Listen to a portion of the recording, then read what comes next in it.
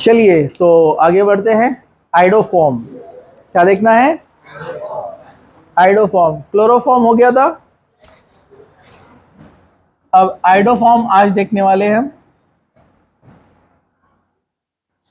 Similar है, थोड़ा सा ध्यान से देखना है। आइडोफॉर्म CH I3, ये आइडोफॉर्म होता है CH I3। ओके, अब यहां पर जो है इसका भी हम देखेंगे प्रिपरेशन, जैसे क्लोरोफॉर्म का प्रिपरेशन देखे थे हमने। ओके, ये यहां पर देखने का, इधर वो उधर उसके सर को देखेंगे तो कुछ समझ में आने वाला है क्या? इधर देखो, हाँ उसकी तस्वीर बनाना है क्या? नहीं ना? हाँ इधर देखो, तस्वीर बनाना है उसकी। हाँ ठीक है, इधर देखो, कुछ मिलेगा भी नहीं, जुए मिलेंगे। इधर देखो, नाउ सीरियस सी हियर। इसका प्रिपरेशन मेथड यहाँ पर NaOH या यहाँ पर Na2CO3 से हम बनाएंगे। जैसे ब्लीचिंग से बनाया था, क्लोरोफॉर्म के लिए स्टार्टिंग किया था, वैसे यहाँ पर हम लेने वाले Na2CO3, जिसको हम कहते हैं वॉशिंग सोडा। सोडियम कार्बोनेट का नाम क्या है? Washing soda. आपने वॉशिंग सोडा लिया और यहाँ पर लिया आयोडीन यानी I2। क्या होने वाला है? यहां से Na, यहां से I, बोलो क्या बनाएगा? NaI। दूसरा Na, यहां से O, यहां से I, NaOI। इसका नाम है sodium hypo iodide. Sodium hypo iodide. ये हाइपो एसिड्स, हाइपो हलाइड्स की बाद में बताऊंगा मैं आपको, ठीक है। एक ऑक्सीजन गया तो ये क्या बन गया? CO2, कार्बन डाइऑक्साइड चला गया। ओके, तो यहां अपना मेन एम है सोडियम हाइपो आयोडाइड बनाना है। डिटेल में जरा इस पर रिएक्शंस पे क्वेश्चन बहुत आए हुए, ठीक है। इसी में दूसरी पॉसिबिलिटी है, और वॉशिंग सोडा के बजाय आप ले सकते हैं कॉस्टिक सोडा यानी NaOH। ये कॉस्टिक सोडा है। NaOH क्या होता है? Caustic soda. कॉस्टिक सोडा लेंगे अपन यहाँ पर 2 मोल्स। कितना लेंगे? 2 moles caustic soda. Same I2 लेंगे यहाँ पर, थोड़ा ध्यान देंगे, इजीली समझ में आएगा, घर जाकर लिखेंगे तो याद रहेगा। एक Na यहां से, एक I यहां से, क्या बन जाएगा? NaI। याद रखो, जो बच्चे लिखते नहीं है घर जाने के बाद, और मुझे पता है 50% से ज्यादा ने कल का नहीं लिखा होगा, श्योर बोलता हूं मैं, श्योर, ये बच्चे बाद में डिप्रेशन का शिकार होते हैं। लिखते नहीं है, 1 महीने के बाद बुक खोल के देखते हैं, रिएक्शन कुछ भी समझ में नहीं आता है। सेम डे लिख लिया, ये रील्स, फोन्स, ये वो सब साथ नहीं आने वाले अपने। ये आपको सबसे खतरनाक लाइफ में धोखा देने वाले हैं, आपके कोई पर्पस के नहीं है। सेम डे जिसने लिख लिया ना, 50% उसके अंदर सेव हो जाता है। रिवीजन जब करने बैठता है तो फटाक से समझ में आ जाता है। तो ये मिस्टेक मत करो आप लोग, ठीक है। Na और I चला गया तो एक NaOH का Na चला गया, दूसरे NaOH का NaO, और यहां से I, same NaOI, sodium hypo iodide. Na हो गया तो क्या बचा? H, और पहले वाले NaOH का OH, वो OH और ये H क्या बनाएगा? H2O, simple. एक का OH बचा था, एक का H बचा। ये ऑप्शन है, यहां अपना एम है सोडियम हाइपो आयोडाइड बनाना। जैसे कल वाली रिएक्शन में अपना एम था क्लोरीन बनाना, वो मेन रिएजेंट था, ऑक्सीडाइजिंग एजेंट। यहां पर NaOI रहेगा ऑक्सीडाइजिंग एजेंट। याद है आपको कल हमने स्टेप नंबर 2 में क्या लिया था? कैसे याद रहेगा? लिखा ही नहीं तो आपने कैसे याद रहेगा? Ethyl alcohol. क्या लिया था? इथाइल अल्कोहल लिया था हमने। यहां पर भी लेंगे इथाइल अल्कोहल, लेकिन Cl2 की जगह यहां पर लेने वाले NaOI। ये ऑक्सीडाइजिंग एजेंट का काम करने वाला है, यहां पर होने वाला है ऑक्सीडेशन। कैसे ऑक्सीडेशन में? मैंने बताया था ना, अल्फा पे से एक H जाता है और OH के पास से एक H जाता है, ये दोनों H निकल जाते हैं यहां से, और वो O के साथ मिलकर क्या बनाते हैं? H2O। प्लस बचा हुआ ये Na और ये I क्या बनाएगा, NaI, सोडियम आयोडाइड। इसने 2 हाइड्रोजन लॉस किया तो ऑक्सीडेशन हो गया ना इसका, लॉस ऑफ हाइड्रोजन मतलब ऑक्सीडेशन। तो 2 कार्बन वाला अल्डिहाइड बन गया, तो इथाइल अल्कोहल से बन गया एसिटल्डिहाइड। जब कल हमने क्या नाम देखा था इसका, एसिटल्डिहाइड का आईपीसी नेम इथेनल, क्या बना है, इथेनल। स्टेप नंबर 3 में हमने क्लोरीनेशन किया था, याद है आपको।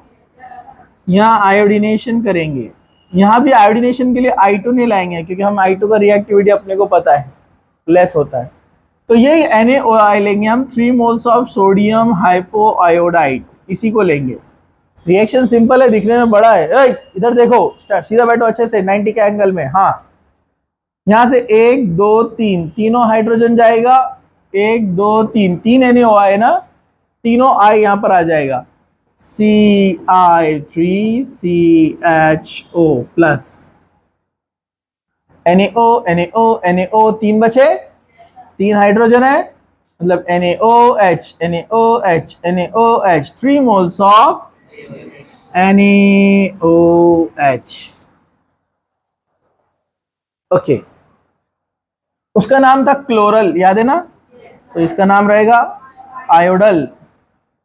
और आईपीएसी नेम 1 2 2 पर आइडो 3 बार है, 2 2 2 ट्राई आइडो इथेनल। कल देखा ना, वो ट्राई क्लोरो था, ये ट्राई आइडो इथेनल, ठीक है। ओके, फोर्थ, ये जो आयोडल बना है CI3CHO, इसके साथ NaOH लेने का हाइड्रोलिसिस, वहां पर हमने कैल्शियम हाइड्रोक्साइड लिया था, याद है क्या आपको, हाइड्रोलिसिस करने के लिए। ये आयोडीनेशन है, आयोडीनेशन, ये हाइड्रोलिसिस है। लेकिन यहाँ NaOH अवेलेबल है ना अपने पास, तो कैल्शियम हाइड्रोक्साइड क्यों लेने का। हाइड्रोलिसिस के लिए बेस चाहिए, चाहे कैल्शियम हाइड्रोक्साइड हो या सोडियम हाइड्रोक्साइड हो, ठीक है। रिएक्शन सिंपल है, वहां पर भी कैल्शियम हाइड्रोक्साइड ने अपना हाइड्रोजन दिया था, याद है क्या, और इधर से CCl3 निकला था, तो इधर से CI3 और ये H क्या बन जाएगा, CHI3, मतलब आइडोफॉर्म। CHI3 आइडोफॉर्म है, प्लस कौन कर जाएगा, HCOONA, सोडियम फॉर्मेट। वहां कैल्शियम फॉर्मेट निकला था, याद है क्या, तो यहां बन गया ये CHI3, येलो कलर का होता है, सॉलिड होता है, तो इसका नाम है आइडोफॉर्म। चलो, एक इंपॉर्टेंट रिएक्शन यहां पर देखने वाले हैं, ये आगे भी आएंगी, इसका नाम है आइडोफॉर्म टेस्ट। बहुत बार क्वेश्चन आया है इस पर। आइडोफॉर्म टेस्ट क्या होती है, 3-4 बार रिपीट है आपके सिलेबस में ये iodoform test. Iodoform test is actually to detect CH3 C double bond O group, इसको कहते हैं एसिटिल ग्रुप। ये एसिटिल ग्रुप को पहचानने के लिए है, जो कि एल्डिहाइड कीटोन में होता है। और CH3CHOH ग्रुप, यानी अल्कोहल, ऐसा अल्कोहल जिसके बीटा यानी जिसके अल्फा पर CH3 लगा हुआ है, ऐसा अल्कोहल जिसके अल्फा पे कौन लगा हुआ है, CH3। आप होमवर्क कंप्लीट कर रहे हैं, इधर देखो यहां पर, हाँ, जिसके अल्फा पर CH3 लगा है उसको आइडेंटिफाई करने के लिए, और एसिटिल ग्रुप यानी जिसके CO के बाजू में CH3 लगा हो उसको आइडेंटिफाई करने के लिए टेस्ट आता है। अभी मैं डायरेक्ट रिएक्शन लिखने वाला हूं जो मैंने 4 स्टेप में आपको बताया हूं, यानी जो 4 स्टेप में हमने देखा एक्चुअली 3 स्टेप में थी। 3 स्टेप में रिएक्शन कहां से शुरू हुई, इथाइल अल्कोहल से। कहां से शुरू हुई, जैसे इथाइल अल्कोहल CH3 CH2OH, क्या ये वाला आइडेंटिफिकेशन है यहां पर, OH के अल्फा पर CH3, तो इसलिए आइडोफॉर्म टेस्ट देगा। एग्जाम में कैसे आता है, ओनली ऐसे आता है। कैसे, यहां लिखा हुआ आता है NaOH प्लस I2, मतलब सोडियम हाइपो आयोडाइड बनने वाला है। सोडियम हाइपो आयोडाइड जब बन जाएगा तो ऑक्सीडेशन होकर अल्डिहाइड बनेगा, अल्डिहाइड के बाद आयोडल बनेगा, आयोडल का हाइड्रोलिसिस होगा, हाइड्रोलिसिस होकर आयोडोफॉर्म बन जाएगा। समझा? तो डायरेक्ट पूछता है आपको ये येलो कलर देगा या नहीं देगा, तो आप बोलेंगे यस ये येलो कलर देगा, मतलब वो क्या देने वाला है, CH3 यानी आइडोफॉर्म। तो जो आइडोफॉर्म देगा वो आइडोफॉर्म टेस्ट। तो कंडीशन है OH के अल्फा कार्बन पर CH3 चाहिए और रिमेनिंग पार्ट बन जाता है HCOONA। HCOONA हो गया reaction, iodoform test is positive. कभी कभी इसकी जगह क्या लिखा हुआ आता है, Na2CO3 प्लस I2, ये भी सोडियम हाइपोआयोडाइड देता है ना, तो ये बनाएगा पहले अल्डिहाइड, फिर बनाएगा आयोडल, फिर हाइड्रोलिसिस करने के बाद आइडोफॉर्म। वही तीनों स्टेप जो पिछले बताया मैंने आपको, तो एग्जाम में डायरेक्ट आता है ऐसे। अब देखो जैसे, तो ये positive iodoform test, yellow colour is obtained, अब आंसर लिख सकते हैं। दूसरा एग्जाम्पल, रिंग CHOH CH3, बोलो क्या ये आइडोफॉर्म टेस्ट देगा? हाँ, क्यों नहीं देगा? और देगा ना, ये अल्फा कार्बन है, इसके पास CH3 है ना, और तो देगा ना। कौन बोला नहीं देगा? देगा। अपने को पता है CH3 वाला पार्ट बनता है आइडोफॉर्म, बचा हुआ कार्बन बनता है HCOONA। तो यहां पर ये CH3 क्या बनेगा बोलो, iodoform, CHI3 yellow colour, iodoform test. और ये जो बचा हुआ पार्ट है यहां पर आके लग जाएगा COONA, मतलब ये COONA बन जाएगा। मतलब ये रिंग एज इट इज बनाने का, इसको यहां से ब्रेक कर देने का, COONA सोडियम बेंजोएट। समझा आपको? बस यहां से ब्रेक करो, इधर से इसको बनाओ आइडोफॉर्म, इसको बनाओ सोडियम सॉल्ट। समझा? अब बताओ, तो इसने आइडोफॉर्म टेस्ट दिया,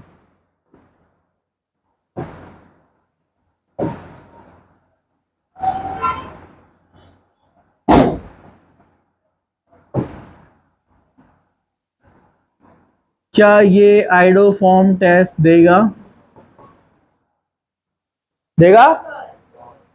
इसका मतलब क्या है, ये जो OH है यहां पर लगा है, अल्फा के आजू बाजू CH3 नहीं है ना, तो आइडोफॉर्म टेस्ट नहीं मिलेगा। समझा? चलो,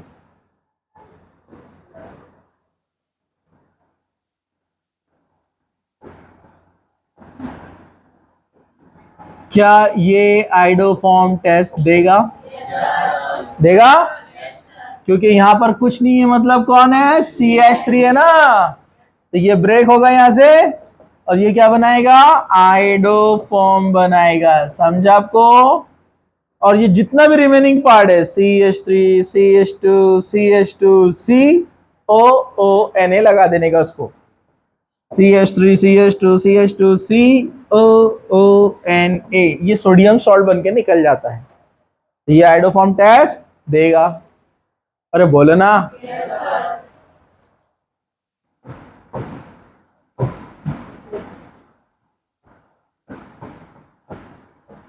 देगा? नहीं देगा। समझा? कुछ मुश्किल? एकदम इजी है, सिंपल है, नो प्रॉब्लम। चलो इसको आइडोफॉर्म टेस्ट कहते हैं। आइडोफॉर्म ये येलो क्रिस्टलाइन कंपाउंड होता है, it is a yellow crystalline solid. Crystalline solid मतलब जिसकी शार्प एजेस होती है।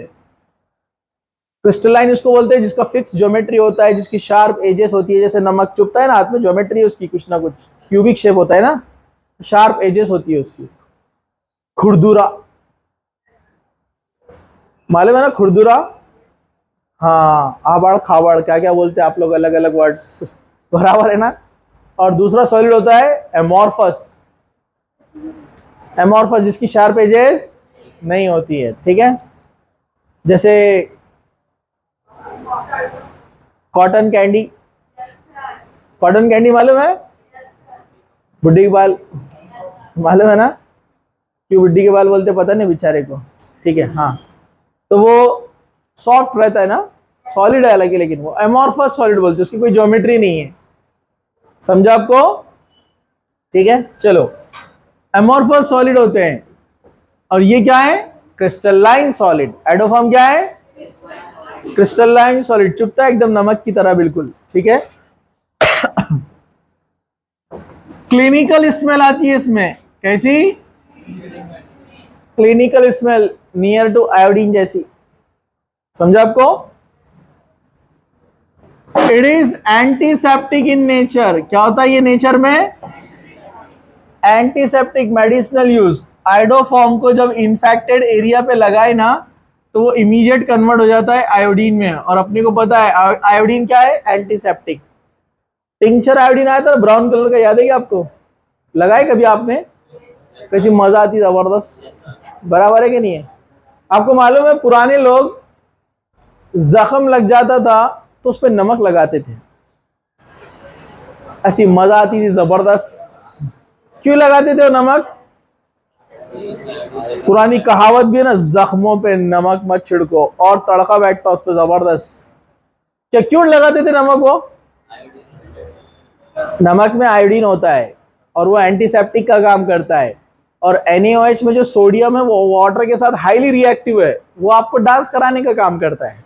अरे समझा क्या, मजा आ जाती है ना एकदम जबरदस्त। लगा के देखो नमक जख्म के ऊपर, स्पेशली जब आपको यहाँ जख्म हो जाते हैं सर्दी के दिनों में। हाँ, चिलियोसिस बोलते हैं उसको, पता है ना आपको, विटामिन B2 B3 की कमी से हो जाता है कभी कभार, यहाँ जख्म हो जाते हैं, और घर वालों ने तेज या नमक वाला आपको खिला दिया तो मजा आ जाती है, चीख भी नहीं सकते ना, हाँ हाँ हाँ हाँ हाँ ऐसे करते हैं, ठीक है, ठीक है, बराबर है कि नहीं है। हाँ, तो वो नमक का कमाल। हाँ, चलो इधर देखो, अरे इधर देखो, इधर एंटीसेप्टिक है, और केमिकली बहुत सारे रिएक्शंस में इसको यूज किया जाता है डिफरेंट कंपाउंड्स में कन्वर्ट करने के लिए। ये था अबाउट आयोडोफॉर्म।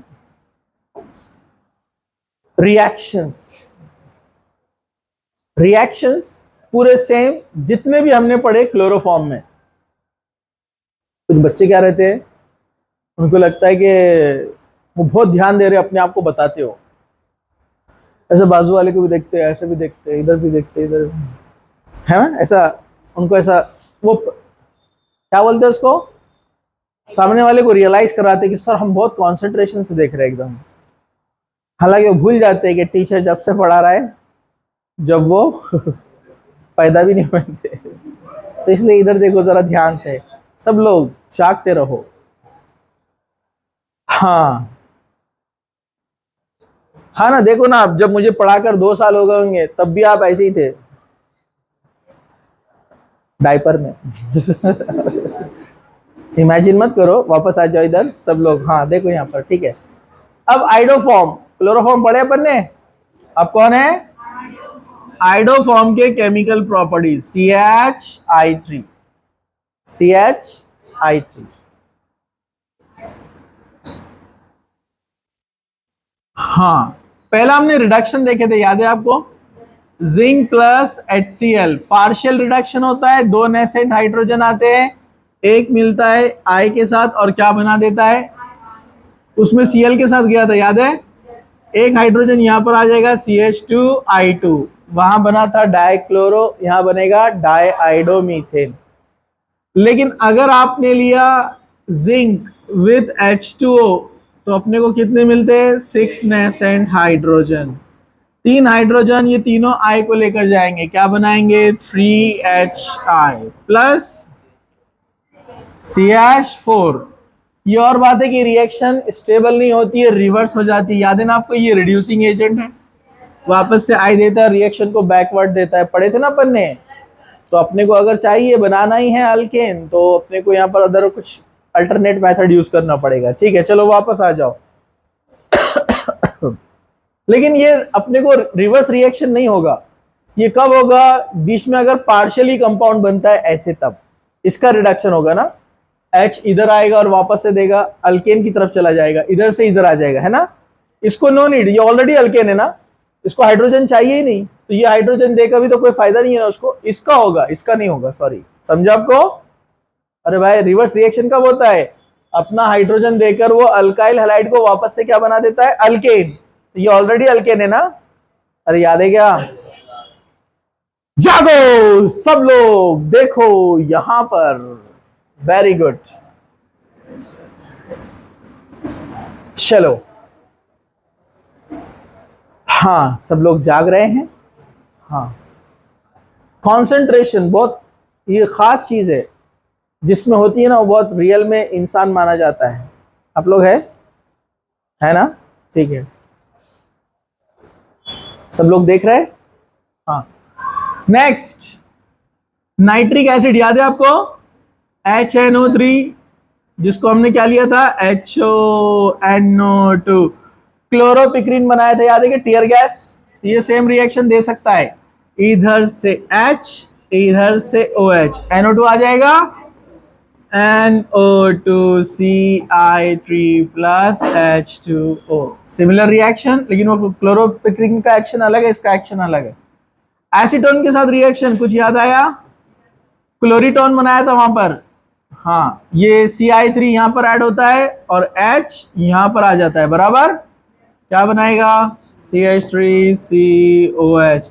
कल का अगर आप लिख लेते तो अभी फटाफट आंसर देते थे, अभी सब अटक अटक कर बोल रहे हैं, ठीक है। चलो इधर देखो, नेक्स्ट हमने लिया था silver powder, 6 moles of Ag, याद है क्या? ये 2 मोल्स लिए थे, तो I3 एक के पास है, दूसरे के पास भी I3 है, 6I और 6Ag क्या बनाएगा? 6AgI। कौन आई? AgI। रेस्पेक्टफुल केमिकल है अपना ये इंडियन कल्चर में। Ag OG बराबर है कि नहीं है? हाँ, बहुत अदब है इसका, ये केमिकल का, मालूम है आपको? चलो 6 चले गए, बचे 2 कार्बन के CH, 2 हाइड्रोफॉर्म के, दोनों हाइड्रोफॉर्म के CH मिलकर क्या बनाएंगे? CH ट्रिपल बॉन्ड CH, यानी एसिटिलीन। एप्लीकेशन आ सकते हैं, जरा ध्यान से देखना है। और कौन सा रिएक्शन था? इतना ही था? इतना ही था पक्का? क्या और एक था कुछ? कौन सा था? ऑक्सीजन का था, ऑक्सीजन हाफ O2 CO2। इसमें लेकिन स्टेबिलिटी कम होती है, जैसे COCl2 फॉस्जिन बना था ना, ये ज्यादा स्टेबल नहीं होता है और HI चला जाएगा। चलो, तो ये थे केमिकल प्रॉपर्टीज ऑफ आइडोफॉर्म। इतने सफिशिएंट है आपके जेई मेंस और नीट के लिए, एक्स्ट्रा जितने हमने पढ़े। ओके, चलिए हम आगे बढ़ते हैं।